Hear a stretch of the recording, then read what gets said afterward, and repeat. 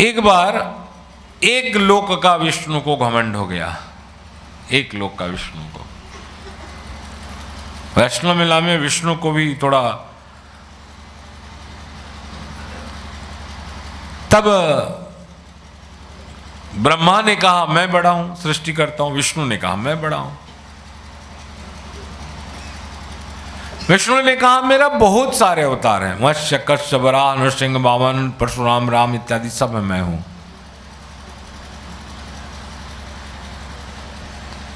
ब्रह्मा ने कहा सुन, बहम में मत रहो कि मेरे को पैदा कर लिया है तो सब तू है। एक है, जाके उनकी तपस्या करो। तू मेरे को बोला था ना तप तप, अब तू तप कर अपने अपने आप को जानने के लिए। और उस लोक के विष्णु ने तपस्या किया, तब 10 चरण दिखे, 10 चरण के उंगली। ब्रह्मा ने कहा इस जगदम्बा पर अम्बा का उंगली है, प्रणाम करो इस पांव पर। उन्होंने प्रणाम किया। हर उंगली में एक अवतार दिखे नाखून में, किसी में मच्छ, किसी में कच्छ, किसी में वराह, किसी में नाथुन। पूछा ये क्या है? बोले तेरे से पहले जितने मच्छ कच्छ वराह नरसिंह वामन हुए ना, सब आके उनका ये आश्रम है, यहीं रहते हैं इसमें, इस चरण के नाखून में। उस वैष्णवी शक्ति का हम लोग आज एक छोटा रूप में हम लोग आराधन कर रहे हैं। धीरे धीरे करेंगे, बताते जाऊंगा मैं आपको। इस शक्ति को सब सुन रहे हो ना? इस शक्ति को एक छोटा, कल मैं जो बताया था सागर है एक छोर पर, और उसको देखा जाए दर्पण में तो भी सागर है। तो उस शक्ति को एक स्तुति, एक किताब, एक मंत्र, कुछ मंत्र में बांधा गया उस शक्ति को पूरा, और उसका नाम दिया गया श्री चंडी पाठ। जैसे हम लोग नहीं जानते हैं ना हनुमान जी के, वो जानते हैं ना, कबन हूँ काज सकल जग माही, जो नहीं होत तात तुम पाही। कौन सा ऐसा काज है तुमसे नहीं होता है? ये जो चंडी पाठ है, चंडी पुराण है, क्या बोलते हैं उसको, दुर्गा सप्तशती। इसमें माँ का विभिन्न रूप का अपूर्व रूप से वर्णन किया गया है। स्वयं ब्रह्मा यहाँ माँ की मनुष्य की रक्षा के लिए गुप्त और परम उपयोगी मनुष्य की कल्याणकारी देवी कवच बताया गया है। स्वयं ब्रह्मा ने कहा कि जो मनुष्य दुर्गा सप्तशती को पाठ करेगा वो परम सुख भोगेगा। क्या सुख? परम धन। श्री राधा परम धन, राधा श्री राधा श्री राधा हमारो मन, राधा श्री राधा श्री राधा भजो रे मन, राधा राधा राधा राधा राधा भजो रे मन, राधा राधा राधा राधा राधा प्राण धन, राधा श्री राधा श्री राधा प्राण धन। राधा श्री राधा श्री राधा। इस दुर्गा सप्तशती को सतचंडी भी कहते हैं और नवचंडी भी कहते हैं और चंडी पाठ भी कहा गया है। एक जागृत तंत्र विज्ञान है। दुर्गा सप्तशती का श्लोक का असर निश्चित रूप से मनुष्य में दिखता है। अगर आप चाहते हो कि मैं अच्छा हूं, स्वस्थ से अच्छा तो हूं, तो एक मंत्र में बताऊंगा, उसका या तो पाठ करो या तो पाठ करवाओ। मैं नहीं करता। इसको करने से तीव्र गति से प्रभाव पड़ता है मनुष्य में। इस मंत्र जो 700 मंत्र हैं, इसमें ब्रह्मांड की तीव्र शक्ति छुपा हुआ है। ब्रह्मांड की तीव्र शक्ति का ज्ञान छुपा है। यदि मनुष्य सही तरीके से, इसका तरीका है, ये नहीं पढ़ना है। शरणागत दीनार्थ परित्राण परायणे सर्वस्यार्थी हरे देवी, ऐसे भी नहीं पढ़ना है। ना गा के पढ़ना है, ना जोर जोर पढ़ना है। ना उच्च स्वर से पढ़ना है, ना व्हिस्परिंग करना है। इसको मध्यम चरित, मध्यम स्वर से, उत्तम भाव से, प्रत्येक श्लोक को समझ समझ के तरीका से अगर विधि से कोई पढ़ लेता है तो मनुष्य जीवन में सारे परेशानी, समस्त परेशानी समाप्त हो जाती हैं। इसका मतलब आपको कह सकता हूं कि आपके यहाँ अगर दुर्गा सप्तशती सही ढंग से पाठ किया जाए तो आपके घर में परेशानियां रास्ता भूल जाएगा। बोल सांचे दरबार की। दुर्गा सप्तशती को 13 अध्याय में डिवाइड किया गया। आज इसके बारे में थोड़ा बोल दूं डिटेल्स। 13 अध्याय में, क्योंकि ये वैष्णव शक्ति का सबसे बड़ा ग्रंथ है। कभी शंकर के बारे में बोला, कभी हनुमान जी के बारे में बोला, वैष्णव मेला पटनागढ़ में कि भक्त भक्त भगवंत गुरु चतुर नाम बपु एक, ये भगवान जी के बारे में था। तो आज उनकी शक्ति का जो किताब है उसी के बारे में चले। अध्याय का विभाजित किया गया 13 अध्याय में। दुर्गा सप्तशती का 13 अध्याय। कितने अध्याय? और इसमें 3 चरित्र में इसको बांटा गया है। 1 नंबर अध्याय एक चरित्र, 2 से 4 नंबर अध्याय का दूसरा चरित्र जिसकी महासरस्वती महालक्ष्मी देवता है, और तीसरा 5 से लेकर 13 तक देवी जो है कौन है, वो महासरस्वती है। 1 नंबर अध्याय का अधिष्ठात्री देवी महाकाली है। पहले जो चरित्र है महाकाली जो देवी है, ये मधु कैट को वध करने वाली वैष्णवी शक्ति हैं। और इसमें मधु कैटव की कथा मिलता है जो वध हुए थे। मध्यम चरित्र में महिषासुर वध का आता है, दूसरा, तीसरा और चौथा। दूसरा तीसरा में महिषासुर का वध, तीसरा में महिषासुर का वध, और चौथा में देवी का पूजा पाठ के बारे में बताया गया। उत्तम चरित्र कहा जाता है 5 से 13। ये 13 अध्याय शुंभ निशुंभ वध जिसकी महासरस्वती देवी बताया गया, और इस सूरत राजा और वैश्य समाधि की कहानी इसमें मिलती है। 3 अध्यायों का 3 चरित्र का 3 देवी महाकाली, महालक्ष्मी, महासरस्वती, तीनों को यहाँ से प्रणाम करते हैं। ये तीनों जब एक जगह मिलते हैं भगवती जगदम्बा कहते हैं, और तीनों देवी जब मिल जाते हैं एक जगह में उनको वैष्णवी शक्ति कहते हैं। बोल सांचे दरबार की। तो चलिए दुर्गा सप्त सुनाई दे रहा है ना, दुर्गा सप्तशती के 13 अध्याय का पढ़ने से क्या लाभ मिलता है। हम लोग तो पढ़ नहीं पाएंगे, जो पढ़ रहा है अच्छा है, स्वरूप पढ़ते हैं, लेकिन इसका लाभ क्या मिलता है, उसका फायदा कर सुनिए क्या लाभ मिलता है। अभी लाभ मिलेगा और सोचेंगे तभी ना पढ़ेंगे। पहले तो लाभ, हमारी विभिन्न प्रकार की समस्या हैं, दैहिक दैविक भौतिक समस्या। किन किन अध्याय को पढ़ने से दुर्गा सप्तशती का क्या क्या फायदा होता है उसको मैं पहले अध्याय का बताता हूँ। किसी प्रकार की भी चिंता, अगर आप में कोई भी प्रकार की चिंता है, मानसिक विकार है, फ्रस्ट्रेशन है, तो आप मानसिक कष्ट भी है, किसी प्रकार की मानसिक कष्ट है, तो दुर्गा सप्तशती का प्रथम अध्याय को पाठ करिए या अपने लिए पाठ कराइए। सारे मानसिक विचारों और दुश्चिंताओं से आपको मुक्ति मिल जाती है। ये पहले अध्याय इतना जागरूक है कि विचार को सही दिशा दिलाता है, क्या करना है क्या नहीं करना है, इसको सही रास्ता दिखाता है, किसी भी प्रकार की नेगेटिविटी को आने नहीं देती। दुर्गा सप्तशती का पहले अध्याय हम लोग को हर प्रकार की मानसिक विपत्तियों से बचाती हैं, मानसिक चिंताओं से मुक्ति दिलाती हैं। कौन सा अध्याय? महाकाली वाला। दूसरा पाठ, दूसरा अध्याय सुनो, अध्याय के बारे में बोलते जाऊं तो, क्योंकि हर देवी है इसमें। दुर्गा सप्तशती का दूसरा अध्याय का पाठ, आपको कोई प्रकार के मुकदमा है, मुकदमा क्या बोलते हैं उसको, केस, एक कोई भी प्रकार की मुकदमा है, दूसरा पाठ करिए, आपको विजय मिलेगी। किसी भी प्रकार का झगड़ा हो, किसी के साथ भी वाद विवाद हो, शांति आती है उसमें, और आपका मान और सम्मान की रक्षा होती है। दूसरा पाठ विजय के लिए होता है। अगर हम जमाने में विजय प्राप्त करना चाहते हैं तो हमारे दूसरा पाठ करना चाहिए। आपके उद्देश्य, आपकी मनसा सही होना चाहिए, तभी तो ये पाठ फल देता है। अगर हमें विजय करने के लिए दूसरों को जय से पहले खुद को जय करें, हमको मन की शक्ति देना, तन विजय करें,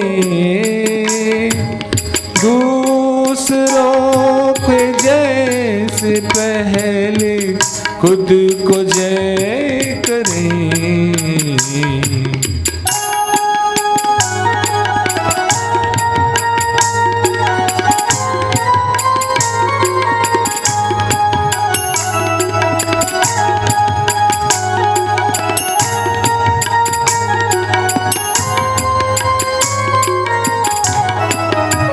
तीसरे अध्याय की पाठ मनुष्य के शत्रु, जो आप लोग का समस्याएं देख लेना।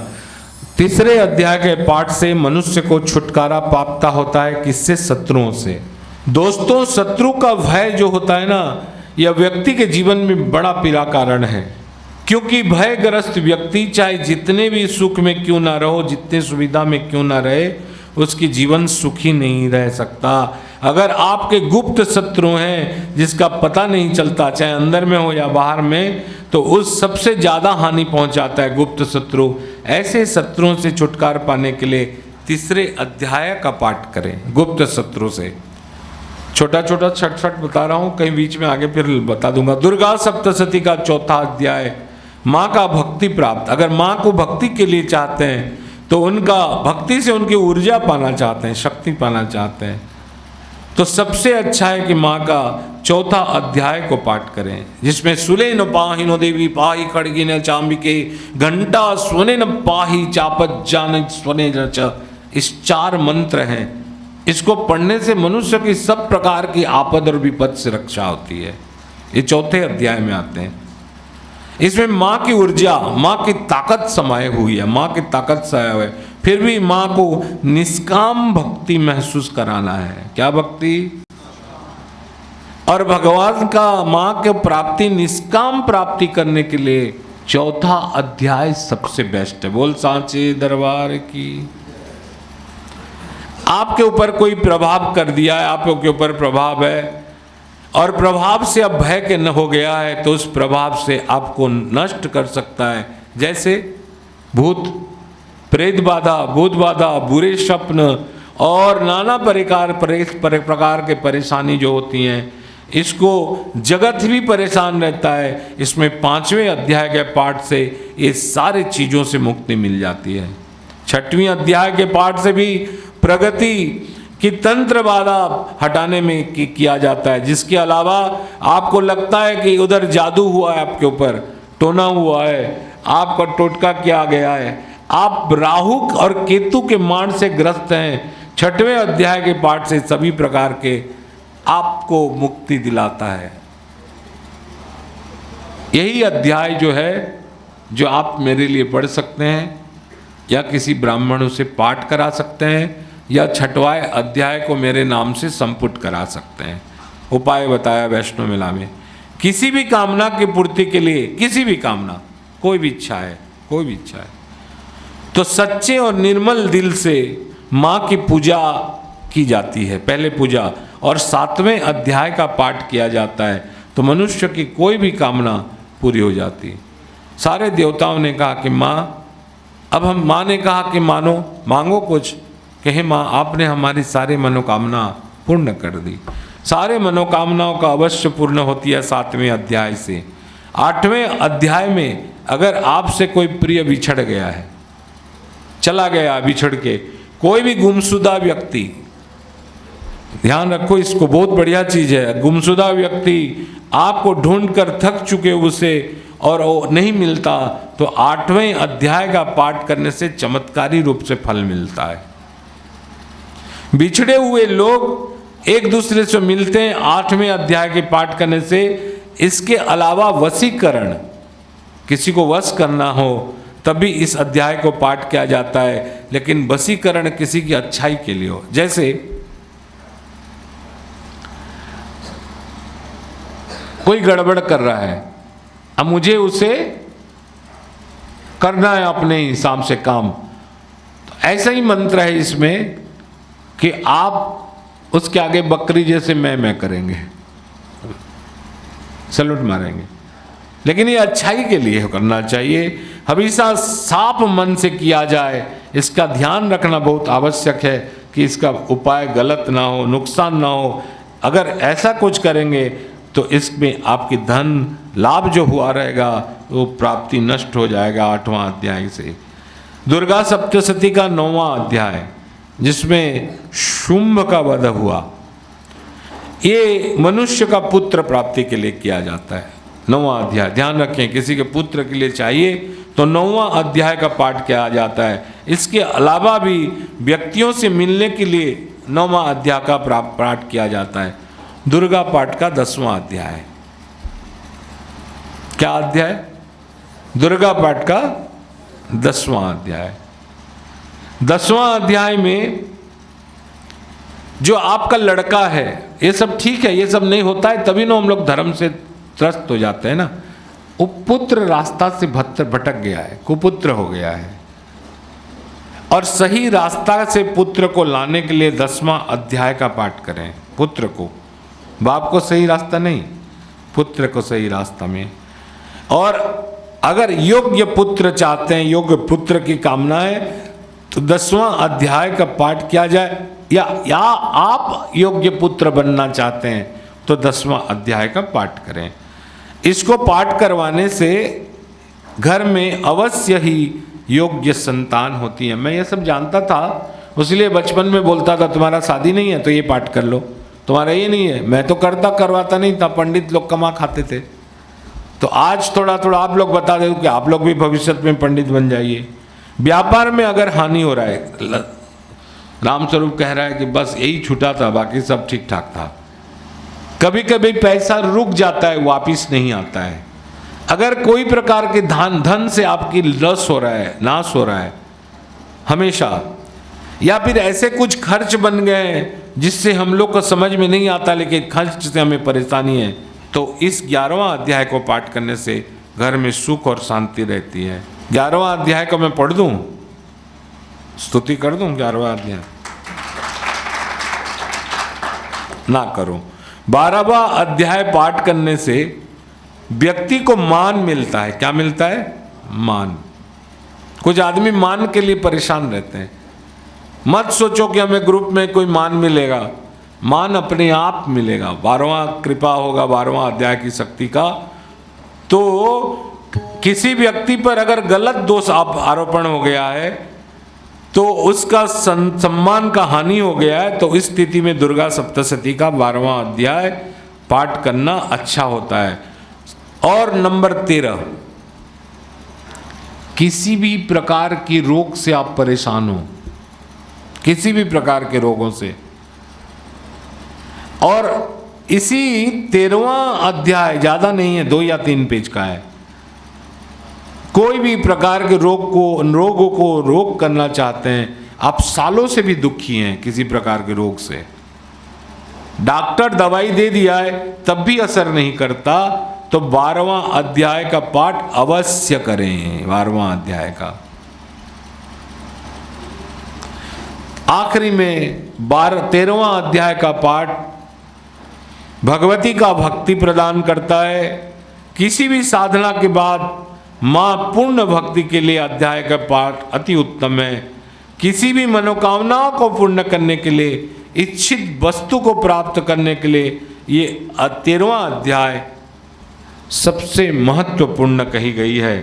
बोल सांचे दरबार की जयकारा शेरावालीदा, जयकारा महामाईदा, जयकारा जोता वालिदा।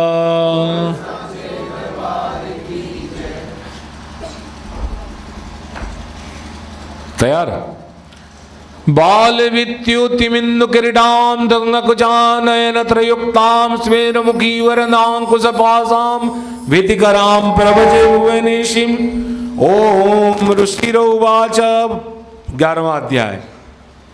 देव्या हते तत्र महासुरेन्द्रे सेन्द्रासुरावन्नी पुरोगमस्तां कात्यायनीं तुष्टपुरिष्टलाभाद् विकासी वक्ताव विकासिता सा देवी प्रपन्नार्ति हरे प्रसीदो प्रसीद मात जगतोऽखिलस्य प्रसीद विश्वेश्वरि पाहि विश्वं तमीश्वरी देवी चराचरस्य आधारभूता जगतस्त्वमेका मयि स्वरूपेण यतस्थितासि अपां स्वरूपस्थितया त्वेत दाप्तायत कृष्णं लग्नवीर्ये त्वं वस्मि शक्ति अनन्तवीर्या विश्वबीजं परमासि माया सम्मोहितं देवी समस्तमेतत्त्वं वै प्रसन्ना भूमि मुक्त्येतु विद्या समस्तास्तव देवी हिता स्त्रियः समस्ता सकल जगत्सु त्वयि गया पूरितं ममैते काते स्तुतिस्तभ्य परापरोक्ति सर्वभूता यदा देवी स्वर्ग मुक्ति प्रदायिनी त्वं स्तुतस्तुते गावा भवन्तु परमक्तया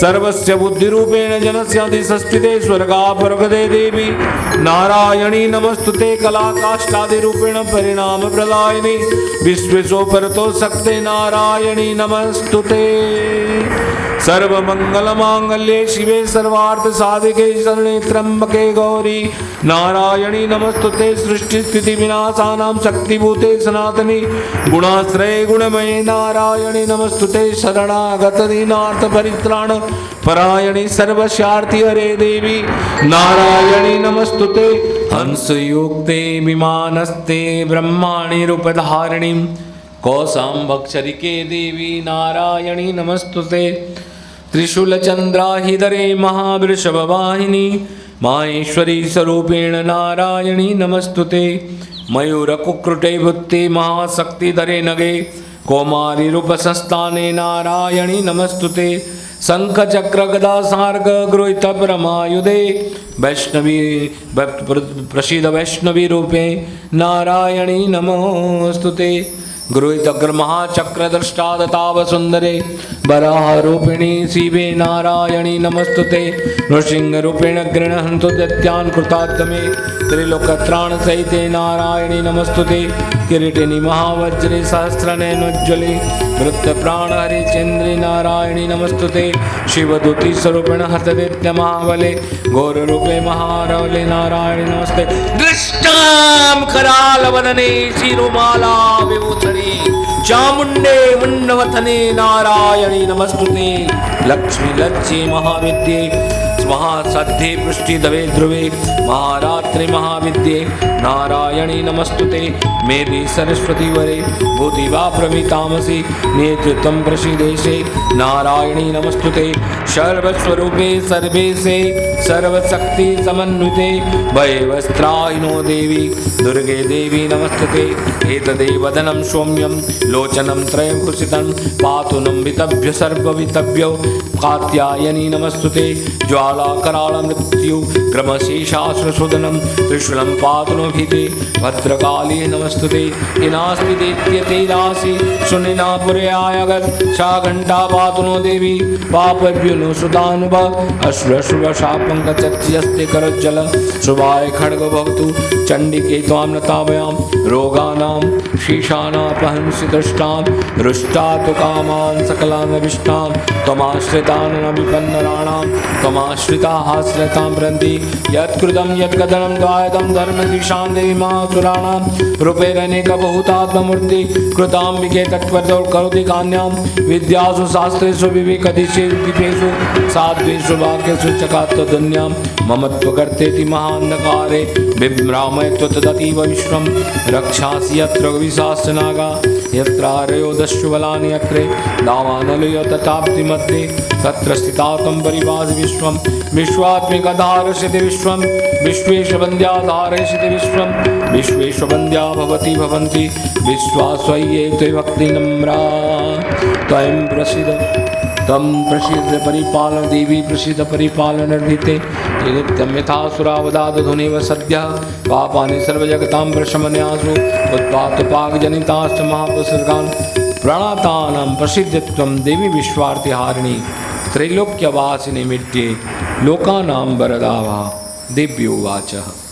देवी ने कहा वरदाहं सुरगणां वर अनयश्चेतः तम वृणिद प्रेक्षामि जगतम उपकारकम। ऐसा वर मांगो जिस वर से जग का कल्याण हो, ऐसा वर मांगो।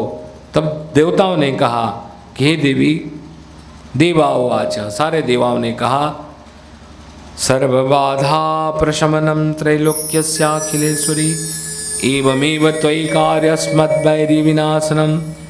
हे देवी, आपने तो मेरा सारे बाधा को दूर कर दिया हम लोग का, और सारे वैरी को नष्ट कर दिया, इसलिए हे देवी हमें और क्या मांगना है। देव्युवाच, देवी ने कहा, वैव स्वतंत्रे प्राप्ते अष्टविंशति में हो गए शुंभो निशुंभश्च व्यान्या व्यापस्तुस्तमः व्यपस्तुते महासुरो नंदगोपगृहे याता यशोदा गर्भसंभवा ततस्तो नास्यस्यामि विंध्याचल निवासिनी पुनरोपितरोदृणं रूपिणं प्रतिवत्तले अवितीर्य हनिष्यामि विप्रचिन्तास्तु दानवान् भक्षन्स्तांस्तानुग्राम विप्रचिन्ता महासुरान् रक्तदन्ता भविष्यन्ति दाण्डिमे कुसुमात्मा ततमां देवता स्वर्गे मर्त्यलोके च मानव स्तुवन्तो भविष्यन्ति सततं रक्तदान्तिकां भूयश्चं सति वार्षिक्यामष्टां नम्बसमि समुनिमुसस्तुतवोमो शम्भविष्यामि मुनिज ततं सतेन नेत्राणां निरीक्षिष्यामि अन्वनिनं कीर्तिसन्ति मनुजाः सदाक्षिमिति मातद ततो माखिलं लोक मात्मदेह समुद्भवे भरिष्यामि सुरासाकरे पृष्ठे प्राणधारके साकम्बरति विख्यातं तदा यास्यम्यहं भुवि तत्रे च ममानं भविष्यामि दुर्गामाख्यमहासुरं दुर्गा देवीति विख्यातं तन्मे नाम भविष्यति पुनश्चाहं यदा भीमं रूपं कृत्वा हिमाचले रक्षासि भक्षिष्यामि मुनिना त्राणकार तदा मां मुनिं सर्वे स्तुष्यन्ति नाम मृत्युं भीमां देवीति विख्यातिं तन्मे नाम भविष्यति यदानाख्यास्त्रिलोके महाबाधां करिष्यति तदाह भ्रामं रूपं कृत्यासंख्ये षट्पदं त्रैलोक्यस्य हितार्थाय वदिष्यामि महासुरं भ्रामृति च मां लोकास्तदा सुष्ठुष्यन्ति सर्वतः इत्यं यदा यदा बाधा दानवेत्या भविष्यति तदा तदावती अहं करिष्यामि हरि। शेषावर्णिकमन्ते चंडीपाठे सप्तशती अंतर्गते द्वादश विश्राम सिंहमाता वैष्णवी अर्पण वस्तु। ये वैष्णव का स्तुति है। ये सारी अंदर में वैष्णवी शक्ति हैं, चाहे नारायणी हो, चाहे वाराही हो, चाहे चामुंडा हो, चाहे माहेश्वरी हो, चाहे ब्राह्मणी हो, चाहे वैष्णवी हो, ये सारे शक्ति ये 12वां अध्याय में इनकी शक्ति प्राप्त होती है। और इसी शक्ति को हम लोग भगवती जगदम्बा के पास अर्पण करते हुए हम फिर आगे बढ़े।